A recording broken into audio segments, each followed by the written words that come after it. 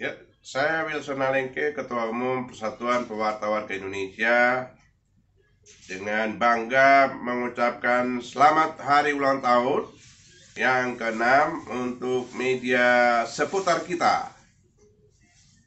Ya, saya berharap dengan usia yang semakin bertambah ini, media seputar kita akan semakin maju, semakin berjaya, semakin bersemangat untuk menyampaikan informasi yang informatif dan edukatif kepada masyarakat.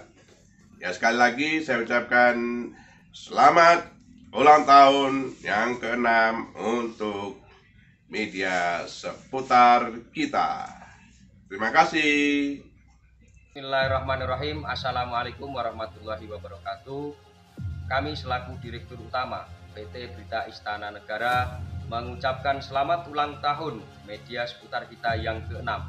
Semoga menjadi media online Indonesia selalu terdepan dan menyajikan berita-berita paling aktual, cepat, dan terpercaya.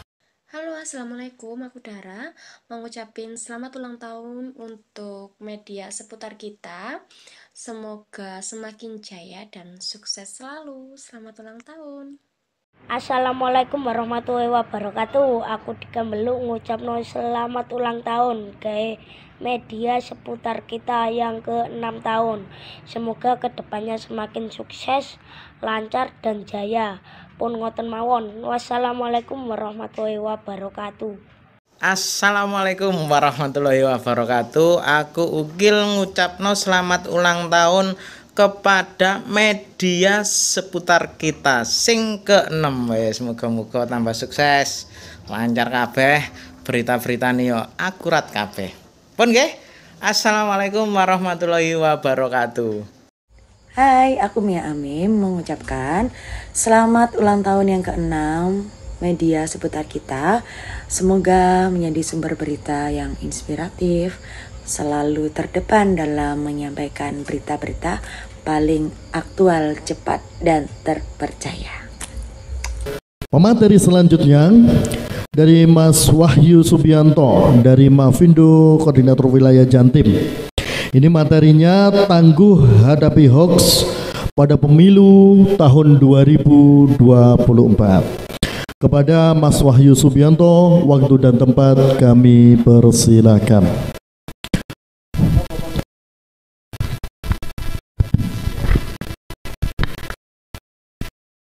Assalamualaikum warahmatullahi wabarakatuh. Salam sejahtera untuk kita semua. Salam, Om Swastiastu, salam kebajikan, nama budaya, rahayu, rahayu. Saya berdiri seperti ini atas nama Masyarakat Anti Fitnah Indonesia, mewakili Komite Komunikasi Digital Jombang ya, yang dimana Komite Komunikasi Digital atau disingkat KKD Jombang itu di dalamnya ada instansi pemerintah, TNI Polri, Kejaksaan, kemudian akademisi, jurnalis, dan lembaga masyarakat. Mavindo di dalamnya mewakili lembaga masyarakat, termasuk Pak Solih ini juga anggota KKD ya. KKD Jombang, untuk ketua umumnya adalah ex officio Kepala Dinas Konfirmasi Jombang. Kemudian ketua hariannya Pak Nurkolis, Direktur Radar Mojokerto dan Radar Jombang. Slide selanjutnya, Mas. Nah, ini pengenalan dari saya sedikit. Saya koordinator wilayah masyarakat anti fitnah Indonesia wilayah Jombang. Kemudian saya aktif di Disaster Information Agent Badan Penanggulangan Bencana Daerah Provinsi Jawa Timur untuk Kabupaten Jombang. Jadi jangan kaget sewaktu-waktu ketemu saya di kebencanaan, saya selalu hadir, pasti ada di sana untuk melaporkannya ya. Saya juga ketua komunitas Jombang Bersepeda, kemudian fasilitator nasional Stop Hoax Indonesia dan Tular Nalar. Saya co-foundernya Info Seputar Jombang dan Exwol Wonosalam. Nomor HP saya, email, dan alamat saya di Kaliwungu ya. Kebetulan 3 orang ini bertetanggaan. Kaliwungu, Plandi, lagi. Lanjut Mas, ini selain pandang dari Mavindo ya, ini organisasi periksa fakta pertama di Indonesia. Untuk saat ini alhamdulillah banyak organisasi lain yang membantu. Jadi tidak satu-satunya organisasi periksa fakta yang ada di Indonesia. Berdiri sejak 2016, prinsip kita adalah independen, netral, dan nirlaba. Jadi terbuka, bekerja sama dengan semua saja, netral, tidak partisan ya. Kemudian nirlaba, basic kita adalah kerelawanan, jadi bukan tidak ada gajinya ya kalau dengan basic. Tujuan kita adalah memerangi hoax dan meningkatkan literasi digital kepada masyarakat. Saat ini 40 wilayah Mavindo tersebar di seluruh Indonesia, termasuk Jombang. Jombang ini urutan yang ke-17 ya. Untuk tahun ini akan menambah 3 lagi, jadi 43 kota ada wilayah Mavindonya. Kita juga sudah terverifikasi di International Fact Checking Network, satu-satunya organisasi non-media yang terverifikasi FCN. Next Mas. Ini kolaborasi kita yang sudah kita lakukan dengan beberapa instansi, beberapa lembaga. Untuk ke depan ini menghadapi tahun politik, kita lebih konsen lagi ke lembaga-lembaga penyelenggara pemilu ya, seperti Bawaslu dan KPU. Next. Ya, but we will today discuss apa yang kita diskusikan hari ini. Satu, ada overview gangguan informasi, hasil riset Litbang Mavindo, kemudian tool periksa fakta. Sebelum ini slide ke-6 ada videonya Mas, tolong diputar videonya.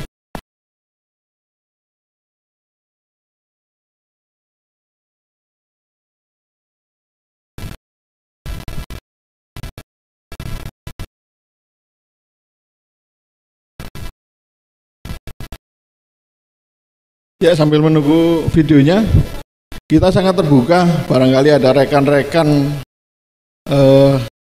di sini yang ingin bergabung menjadi relawan Mavindo Jombang khususnya, bisa menghubungi saya di nomor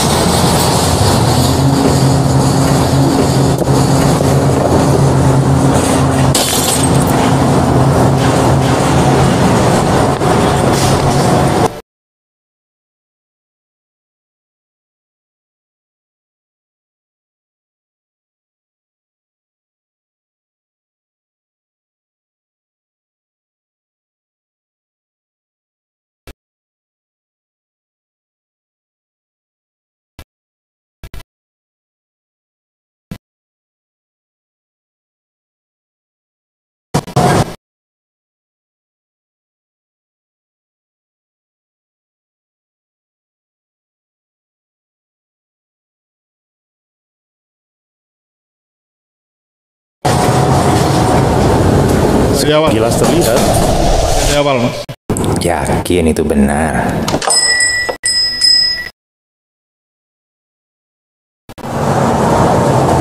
Ya, mohon diamati videonya ya.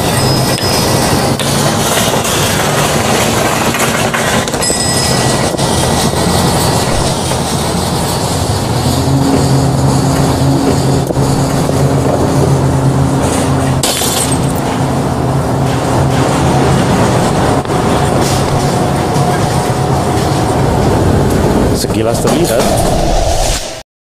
Yakin itu benar. Ya, kembali ke slide Mas. Yaitu gambaran contoh yang bisa dibuat hoax ya. Kalau kita melihatnya sepotong-sepotong atau di framing dari bagian yang tangannya masuk ke kotak amal ya. Kalau kita melihat informasi harus utuh, harus jelas informasinya, sumbernya. Bagaimana kalau tadi cukup di screenshot yang belakang tidak pasti akan menjadi informasi yang salah ya. Lanjut Mas untuk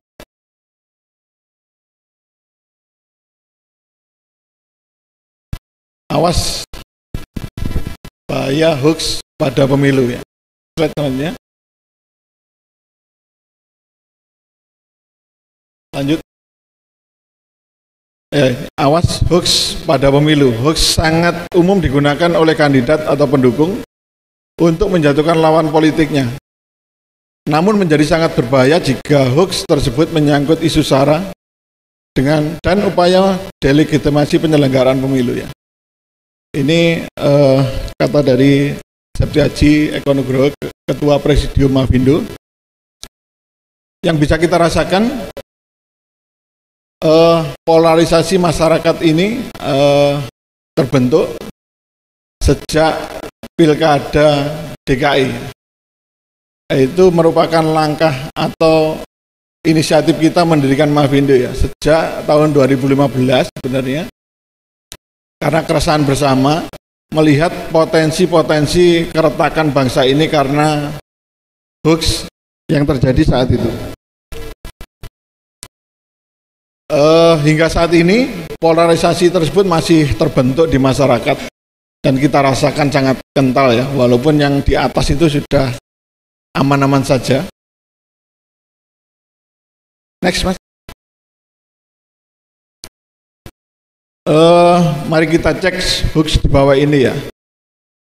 Ini tersebar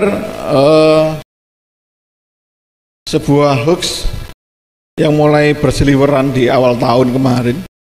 Sebuah akun Twitter bernama Papa Loren mengunggah cuitan yang mengklaim bahwa ribuan warga Cina diberikan KTP elektronik untuk kepentingan pemilu. Nah, ini sudah membentuk hoax di awal tahun, yang mana sebenarnya itu adalah memang disetting untuk membuat kegaduhan politik sebenarnya. Informasi itu salah.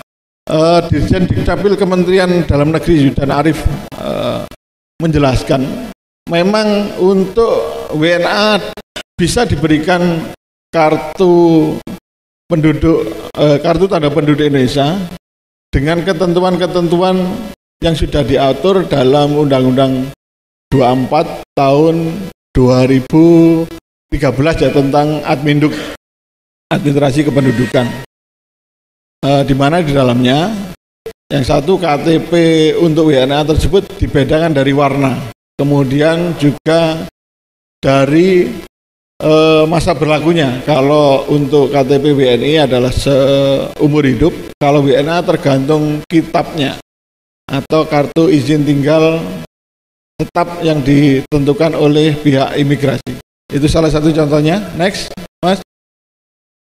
Ya, kata hoax berasal dari kata hokus dan pokus. Menurut Linda Weiss dalam buku yang berjudul Science Against Science, istilah hoax atau kabar bohong merupakan istilah dalam bahasa Inggris yang sejak masa era industri diperkirakan pertama kali muncul pada tahun 1808. Asal kata hoax diyakini adalah ada sejak ratusan tahun lalu ya, atau lebih dikenal dengan hokus dari kata hokus pokus, frasa yang kerap disebut oleh pesulap seperti kata sim salabim. Next. Ini alasan-alasan orang menyebarkan hoax yang kita coba identifikasi ya. Satu adalah ingin memprovokasi, ingin membuat kegaduhan, kemudian ingin menjadi paling update. Ini yang banyak kita temukan saat ini. Orang merasa ingin dirinya terlihat paling awal memberikan informasi, padahal informasi yang diterima tersebut tidak benar atau belum terklarifikasi kebenarannya. Kemudian untuk mencari keuntungan politik, nah ini hoax yang banyak diproduksi di tahun politik. Kemudian bergantung dengan gawe. Dia hanya bersumber pada gawai untuk menerima informasinya, tidak memverifikasi pada sumber-sumber atau kanal media lainnya. Yang selanjutnya keuntungan ekonomi, ini hoax diproduksi dalam rangka mencari uang ya. Ini pernah saya berbicara dengan Ketua Dewan Pers ya, waktu seminar di Tebu Ireng tahun 2018. Beliau menjumpai produsen hoax pesanan ya. Waktu itu berdomisili di Jakarta. Kontestannya ada dua, Pak Anies dan Pak Ahok ya. Jadi dua kubu tersebut ternyata memesan hoax di satu orang sama. Satu orang sama ini tujuannya hanya mencari ekonomi, keuntungan ekonomi tanpa memikirkan efek atau dampak ke belakang. Ini yang sedikit cerita penyebaran hoax dalam rangka mencari keuntungan ekonomi. Selanjutnya adalah terlalu cemas. Ini biasanya nyun sewu adalah di ibu-ibu atau pendukung yang fanatik ya. Di contoh kasus lain selain politik ya, terlalu cemas ini kemarin kita dapatkan adalah banyak yang menyebarkan adalah ibu-ibu. Dalam kasus konteks hoax penculikan anak, ibu-ibu itu begitu aware-nya dengan keluarganya, dengan anaknya, begitu mendapatkan informasi ada penculikan di sana, langsung disebarkan tanpa mengklarifikasi informasi tersebutnya. Atau pendukung-pendukung fanatik dari salah satu calon, ini kalau mendapatkan informasi yang tidak baik dari yang didukung akan, atau hal-hal baik menurut dia dari salah satu calonnya akan langsung menyebar tanpa memverifikasi kebenarannya. Yang paling parah adalah alasan seseorang menyebarkan hoax, alasan iseng ya. Ini tanpa motif apa-apa, mendapatkan informasi langsung disebarkan. Next. Ya, ini jenis gangguan informasi. Di sini ada misinformasi, disinformasi, dan malinformasi. Ini pembedanya adalah kalau misinformasi ini, informasinya tersebut salah. Orang yang menyebarkan percaya kalau informasi tersebut benar dan ikut menyebarkan. Kalau disinformasi itu, informasinya salah. Orang yang menyebarkan tahu kalau informasi itu salah, tapi tetap dengan sengaja menyebarkannya. Satu lagi adalah malinformasi. Informasinya memiliki unsur kebenaran, baik dari penggalan atau keseluruhan secara objektif ya. Seperti saya ambil contoh mungkin di foto untuk kegiatan seminar hari ini ya. Tapi memang benar hari ini ada seminar di Ruang Bung Tomo katakan. Tapi sebagian orang akan memframing tersebut dengan narasi yang lain. Katakan mungkin atau dibuat di Ruang Bung Tomo saat ini dikerahkan massa untuk mendukung salah satu calon. Nah, ini namanya malinformasi. Informasi benar, di sini ada kumpulan orang, cuma narasi yang dibentuk salah. Itu adalah jenis gangguan informasi. Next, Mas. Ya, ini jangan anggap remeh hoax. Hoax bisa berakibat kepada kita secara pidana ya, dan bisa berdampak buruk pada orang lain atau bahkan sampai negara ya. Ini salah satu contoh, guru SMP jadi tersangka penyebar hoax surat suara yang tercoblos. Kemudian tanggal 22 Mei 2019 ada kasus kerusuhan besar di Jakarta yang itu disebabkan oleh hoax juga. Next, Mas. Pemilu kurang 5 bulan lagi ya. Apa kabar hoax politik? Mari kita cek hasil riset Litbang Mavindo. Next. Ini di tahun 2022, tema politik masih mendominasi ya. Di angka 549, ini hasil yang diverifikasi atau dicek oleh Pusat Penelitian dan Pengembangan Mavindo. Next. Ini tema hoax awal trimester pertama tahun 2023. Hoax politik masih mendominasi. Ini pada 3 bulan pertama pada tahun ini. Tadi pagi saya mengkonfirmasi ke Ketua Litbangnya Mavindo. Mulai Januari hingga Agustus 2023 sudah terdapat 1.536 hoax dan 50,3%-nya adalah hoax politik. Tidak tertutup kemungkinan ke belakang mendekati tahun-tahun politik akan semakin masif hoax politik yang akan beredar atau kita terima melalui berbagai kanal ya nantinya. Next, Mas. Ada yang masih ingat hoax yang tersebar saat Pilpres 2019? Ada yang bisa memberikan satu contohnya? Ya, banyak sekali hoax yang tersebar di 2009 ya. Saya ambil contoh mungkin salah satunya terkait pemilu adalah hoax tentang 7 kontainer surat suara yang sudah tercoblos kiriman dari Cina. Nah, ini yang sangat ramai waktu itu. Ini hal yang tidak benar dibuat orang yang tidak bertanggung jawab. Kemudian server KPU terdapat di Singapura. Nah, sudah disetting 57% untuk kemenangan 01 kalau nggak salah itu. Nah, ini kan hoax yang kalau pendukungnya ini tidak menggunakan logika yang baik, itu bisa merusak kondusivitas negara ya. Next, Mas. Ya, belajar dari pemilu 2019 bagaimana bentuk hoax yang tersebar sehingga kita bisa memitigasinya. Next. Ya, ini presentasi hoax saat pemilu 2019. Ternyata dari hasil Litbang ya, itu hoax yang tersebar pra pemilu itu lebih kecil daripada hoax yang tersebar pasca pemilu.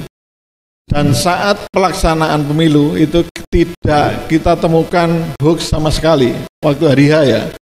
Itu entah karena mereka pada sibuk mengurusi pencoblosan. Pasca pemilu, bentar Mas. Pasca pemilu mempresentasikan masa akhir pihak yang berkepentingan mengerahkan segala upaya untuk memenangkan kontestasinya. Next. Apa yang bisa kita lakukan jika mendapatkan informasi hoax? Ini yang sedikit trik ya, atau langkah yang bisa kita ambil. Satu adalah diam sebelum membagikan. Ada kaidah Stop Hoax Indonesia yang saya pelajari, ini mungkin bisa menjadi acuan ya. Dari stop sendiri ada huruf S-nya adalah C. Mari kita lihat informasi yang kita dapatkan. T-nya adalah stop. Mari kita bicarakan dengan orang sekitar kita. Benar nggak informasi tersebut sudah terverifikasi kebenarannya? O-nya adalah observe. Kita observasi. Kita lihat dengan seksama. Kemudian P-nya adalah prevent. Kalau informasi yang tersebut hoax, kita tahan. Atau informasinya benar, kita publish. Kalau memang sudah terlanjur mempublish informasi yang salah, harapannya kita juga bertanggung jawab untuk mempublish informasi yang sudah terklarifikasi agar hoax bisa teredam dengan baik. Next. Ini cara kenali hoax. bisa dengan cara manual ya, yang seperti apa yang saya katakan tadi. Salah satunya bisa juga secara digital. Dengan manual bisa ada ciri-cirinya sebenarnya hoax itu ya. Sumbernya harus jelas dari sumber yang kredibel. Seperti hoax yang berkaitan dengan pemilu atau informasi dengan pemilu, mohon dicek informasi dari sumber yang terpercaya seperti KPU atau Bawaslu. Next, Mas. Ini biasanya ada ajakan di bawah itu untuk memviralkan atau membagikan ya. Ini bisa dikategorikan ciri-ciri berita tersebut hoax. Kemudian ada situs media abal-abal yang menyaru media-media mainstream ya. Seperti ini agak diplesetkan ya. Kadang ada liputan 6 diganti liputan 9. Sekilas kita melihatnya seperti liputan 6 katakan ya. Tapi itu menyaru media-media mainstream yang ada di Indonesia. Next. Nah, ini tool periksa fakta ya. Terdapat alat periksa fakta yang bisa kita gunakan untuk memeriksa fakta. Mari kita pelajari sedikit overview ya tentang tool periksa fakta. Satu, verifikasi gambar, verifikasi video, kanal resmi periksa fakta, aplikasi HBT, dan Kalimasada. Next, Mas. Satu, jika kita mendapatkan informasi berupa gambar ya, kita bisa memverifikasi melalui yandex.com atau melalui Google Image Search. Kemudian ada lagi tinai.com. Itu bisa kita untuk memverifikasi gambar tersebut di mana atau beritanya apa ya. Jadi tinggal memasukkan gambar yang kita dapatkan. Di situ ada penjelasannya, informasi yang kita dapat. Lanjut.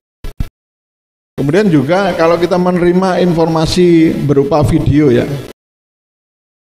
Ini bisa menggunakan Google Reverse Image dengan di screenshot terlebih dahulu videonya dan dimasukkan ke invite.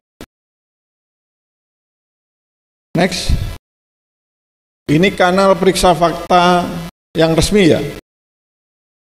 Kalau di produk kami ada di turnbackhoax.id, kemudian cekfakta.com, ini gabungan beberapa media dan juga Mavindo. Google Fact Check Tool. Kemudian ada satu lagi produk dari KKD Jawa Timur yaitu Klinik Hoax ya. Itu yang bisa digunakan untuk memeriksa fakta melalui situs web. Next.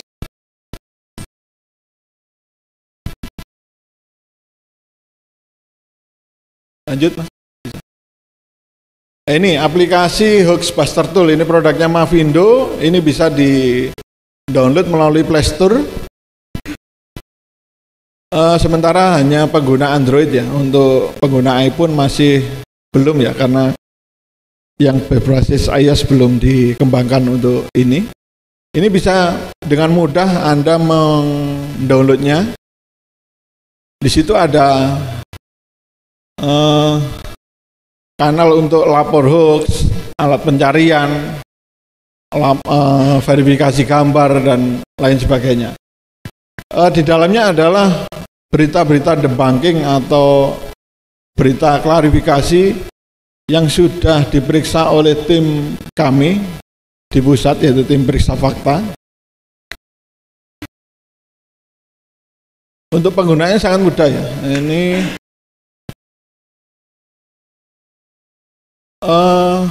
mau dipraktekkan atau lanjut waktunya? Pak moderator, Mas, lanjut Mas Nggih. Karena sebenarnya cukup mudah ya, ini untuk mempraktekkan juga mudah. Nanti kita lanjut dulu, mungkin di segmen atau lain waktu bisa kita aplikasikan. Ini yang lebih mudah lagi, ada namanya chatbot Kalimasada. Ini program atau kerjasama Mavindo dengan pihak WhatsApp. Anda cukup menyimpan nomornya 0859 2160 0500. Bisa dikasih nama Kalimasada atau Mavindo ya. Ini yang lebih mudah. Cuma hasil yang diberikan terbatas karena hanya 5 hasil periksa fakta yang akan ditampilkan. Untuk selebihnya bisa masuk ke chatbot yang HBT tadi. Monggo bisa disimpan ya, 0859 2160 0500. 0859 2160 0500. Ini tinggal memasukkan clue-nya saja. Anda di awal mungkin akan muncul tampilan seperti itu ya, Kalimasada, halo selamat datang di Kalimasada chatbot anti hoax dari Mavindo. 1 periksa fakta, 2 cek fakta terbaru dan lain sebagainya. Di awal apapun yang Anda masukkan akan muncul seperti ini. Nanti tinggal tulis angka 1. Kemudian silakan masukkan clue yang ingin Anda cari, semua terkait dengan pemilu. Anda masukkan pemilu, nantinya akan muncul beberapa informasi yang sudah terverifikasi oleh tim periksa fakta kami. Di luar berita-berita pemilu pun bisa ya. Ini semua hoax yang beredar seperti mungkin saat ini kondisi cuaca panas, mungkin masukkan saja cuaca panas. Nanti akan muncul informasi-informasi yang terkait dengan apa yang perlu Anda masukkan. Next, Mas. Ya ini. Untuk informasi lebih lanjut bisa ketik di s.id/Mavindo ya. Next. Ini terakhir. Kolaborasi seluruh lini masyarakat sangat diperlukan untuk menciptakan ekosistem informasi yang sehat menjelang pemilu 2024. Baik dari masyarakat, pemerintah, penyelenggara pemilu, dan media. Demikian dapat saya sampaikan. Saya akhiri. Wassalamualaikum warahmatullahi wabarakatuh.